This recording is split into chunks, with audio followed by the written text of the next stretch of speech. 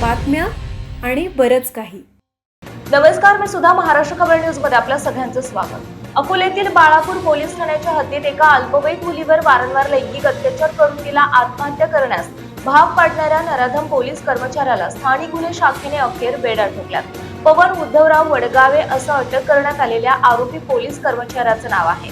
आरोपी मागील 13 दिवसांपासून फरार होता. मुलीच्या मृत्यूनंतर पोलिसांनी आरोपीला अटक केली.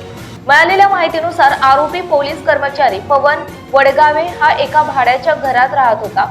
त्याने घर मालकाच्या अल्पवयीन मुलीला लग्नाचे आमिष दाखवून तिच्यावर वारंवार लैंगिक अत्याचार केले.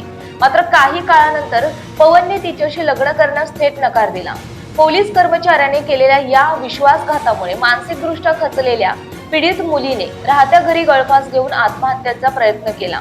आत्महत्येचा प्रयत्न केल्यानंतर पीडित मुलगी कोमात गेली. तब्बल 42 दिवस कोमात राहिल्यानंतर तिची मृत्यूची झुंज अखेर अपयशी ठरली आणि उपचारादरम्यान तिचा दुर्दैवी मृत्यू झाला. या प्रकरणी बाळापूर पोलीस ठाण्यात आधीच गुन्हा दाखल करण्यात आला होता. परंतु गुन्हा दाखल होऊन 13 दिवस उलटून गेले तरी आरोपी पोलीस कर्मचारी पवन वडगावे फरारच होता. या प्रकरणी स्थानिक नागरिकांनी या प्रकरणाचा मोठा जनआक्रोश मोर्चा काढला होता. तसेच आरोपी पोलिसाला त्वरित अटक करून कठोर कारवाई करावी अशी मागणी आंदोलकांनी केली होती. आरोपी पोलिसावर कारवाई व्हावी यासाठी शहरातील विविध राजकीय आणि सामाजिक संघटना देखील एकवटल्या होत्या.